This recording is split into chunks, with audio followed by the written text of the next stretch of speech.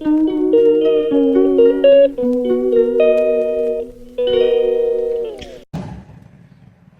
Everyone, welcome back to my channel. আজ সকাল থেকে ব্লগটা শুরু করছি। এখন বাজে ওই সকাল বলতে 9:30 কাছাকাছি। আমার না চুলের অবস্থা দিনকে দিন খুব খারাপ হয়ে যাচ্ছে, মানে বলি না একদম ধুলো। এই এই আওয়াজে আমার কোনোদিন কিছু হয়নি বলে, তো একদম চুলটা একদম উঠে উঠে উঠে উঠে অবস্থা খারাপ, একদম পাতলা হয়ে গেছে।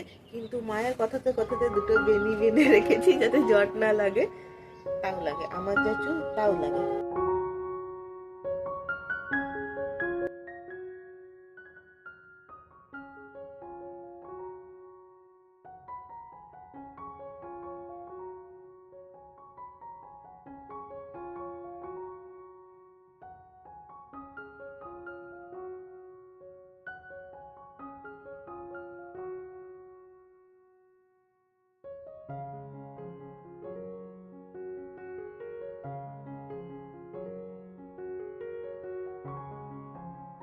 বিছানাটা ঝেড়ে নিলাম আপাতত, তবু 2 মিনিট পর পর ধুলো বসবে।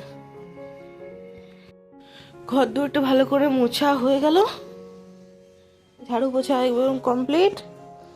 বাইরের দিকে না প্রচন্ড ধুলো হয়, তাই প্রত্যেক দিন জল ছিটিয়ে রাখতে হয়, না হলে ধুলো প্রচুর ওড়ে।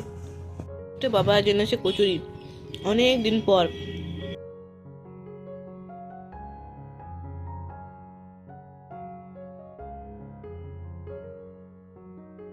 এইমাত্র আমাদের কলেজ ছুটি হলো,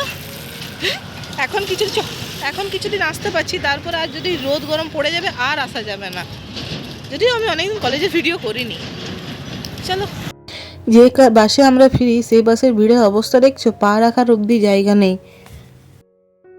বল, আমি রাহুলটাকেও দেখি এমনি করে মাল ঢুকাচ্ছে, মাল ঢুকিয়ে নিয়ে যায় একদম একটা করে।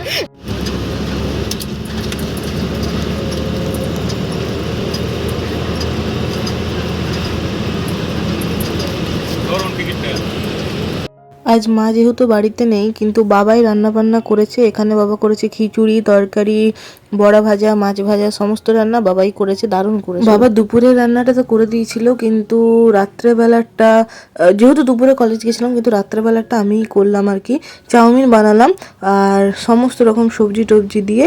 আর অন্য কিছু আমার দ্বারা রুটি হয় না, সত্যি কথা বলতে আমি রুটিটা ভালো করতে পারি না, তার জন্য মানে সেঁকতে পারি না সত্যি কথা বলতে। তো তার জন্য এখানে চাউমিন বানালাম।